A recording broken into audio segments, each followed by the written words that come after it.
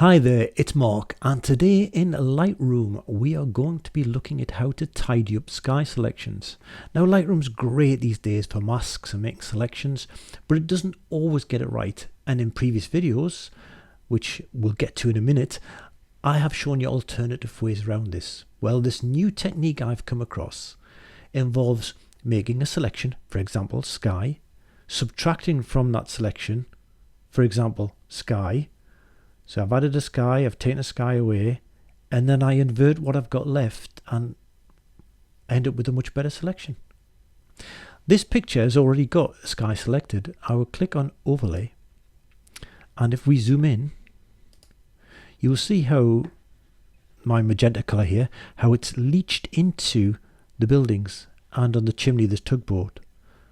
Select sky and other selections sometimes do that. They don't get it quite right, and that's what we're going to tidy up today. Relatively short video, this one. There's 3 pictures to work on. They're on my website, they're in a zip file. There's a link down below where you can add all your questions and comments, and click on the like button and click on the subscribe button if you haven't already. Yeah, likes are good. Likes get noticed by YouTube. Let's zoom back out.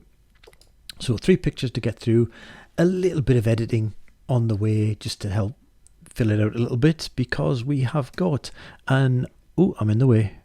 We've got a somewhat underexposed boat, an overexposed sky, and this frondy Tina Turner wig-esque type palm tree.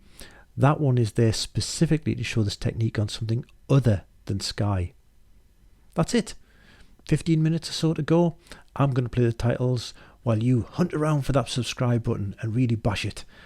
And I'll see you on the other side with our sleeves rolled up. See you very shortly.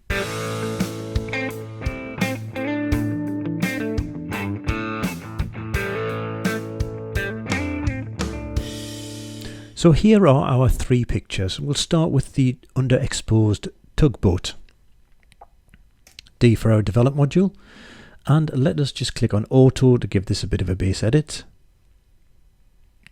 Now one of the things I do want to look at apart from the sky is bring a bit more detail back into the front of the boat, but we won't worry about that for the moment.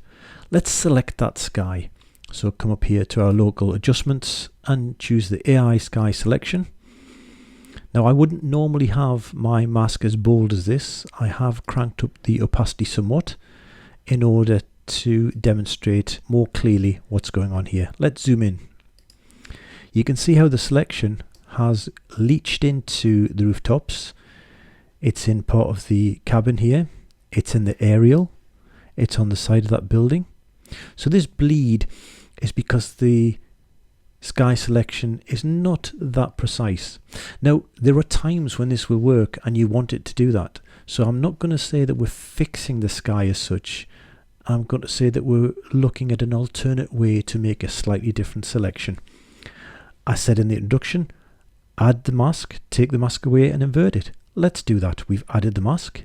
Let's subtract from the mask the same thing, which was in this case select sky. Now all the sky is unselected, but you can see all the bleed. You can clearly see all the purple that is where it went awry. So now if we invert that, we're back with an original sky but without the bleed in the buildings. So we can go our merry way doing what we want to do. For example, highlights down, add a bit of clarity in there, just anything to taste really. See if there's any blacks in there we want to bring through, and so on. Now I'll link to a video above now, which was one of my previous videos on masking, where I do an alternate way to roll back this, and it was on a landscape in Ambleside or Windermere. I can't remember which, but the link's up there now. So that was a clear demonstration of the technique. Let's just tidy this front of this Tugboat up a little bit. I'm going to choose a brush with flow and density rolled back a little bit. Quite a bit of feather on, bring the size of it down a little bit, and I'm just going to slapdash that on there. Now with all this really good masking, you don't need to be precise all the time.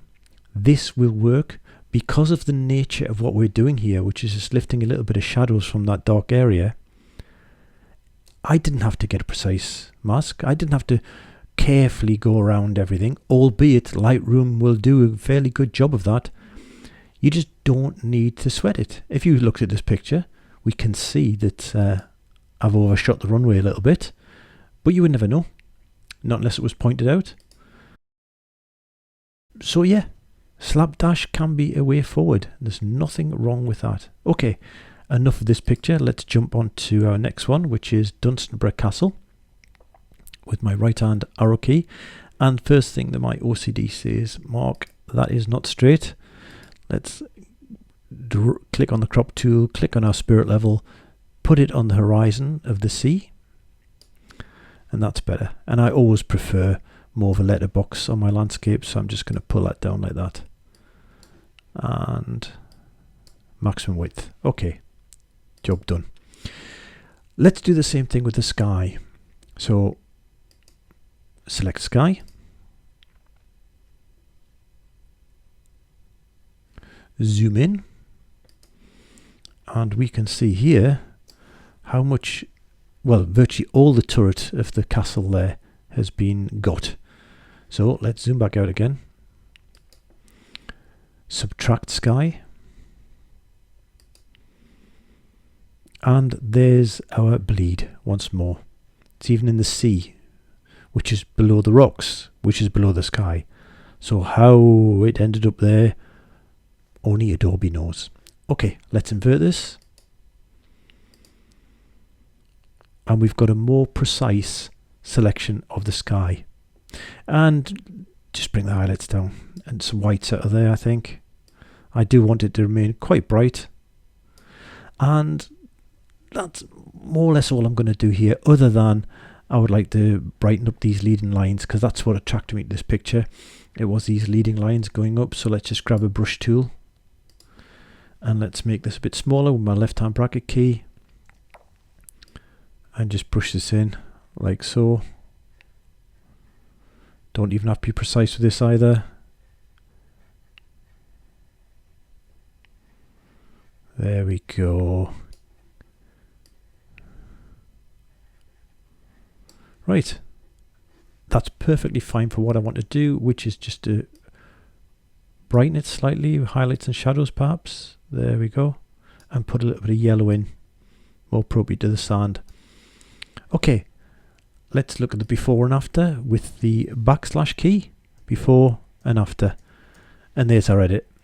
Moving on. I chose this one because I wanted to prove that this isn't just sky. This applies to any mask really. So let's click auto. And let's select subject this time. I'm guessing subject will be the thing to get it. Let's have a look. Where are we? Select subject. Okay, now if I just switch this off, and you notice in here all these fronds and how they've got gaps, the selection has gone way overboard. So let's try the same thing again. Let's subtract subject. And this is some of the extra bits that we didn't want it to do, which are some of the leaves and foliage out the side. So let's try and invert everything.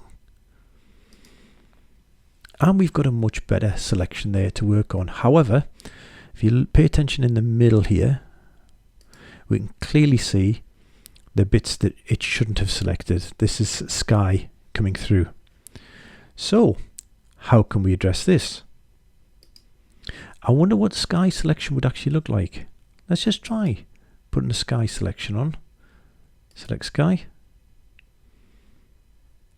Now select sky has actually chosen the bits in the gap. So select sky in this instance might have been a better place to start, but I wanted purposely to avoid the sky for now. However, this has told me this would be a great thing to subtract. Let me just delete this one.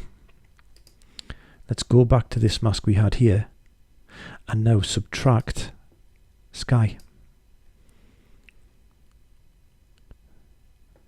Now, funny enough, it hasn't subtracted it as well as the original sky selection. Can you subtract it again? Shall we have a go? Look what that's doing. Isn't that interesting? What we're showing here, the message is that no one single tool should be thought of in isolation. If you're looking to do an edit on a particular thing, a mask on a particular thing, ask yourself, is it part of a sky or a background or a subject? Is it an object that you can draw with the object selection tool? Is it something you can just brush? Is it a combination of a colour with a luminosity and a sky? You can mix and match these as much as you like. At its core here, we started off by doing the add the mask, take the same mask away and invert, and it got us on that journey, but we had to be a little bit more clever with other things. I guess nobody out there has subtracted the sky 3 times from the same picture and it has improved the selection. Well, nobody except for you guys who hopefully are following along with this picture and have done it. Let me know how you get it in comments. I'm going to leave it there for now. And yeah, click on that subscribe button if you haven't already. Heading on towards 900 subscribers now, which is really nice. Be great to hit 1,000. So spread the word, give this a like. YouTube notice likes and it makes you feel good too. Honestly, it does. Right, I'm going. Bye for now.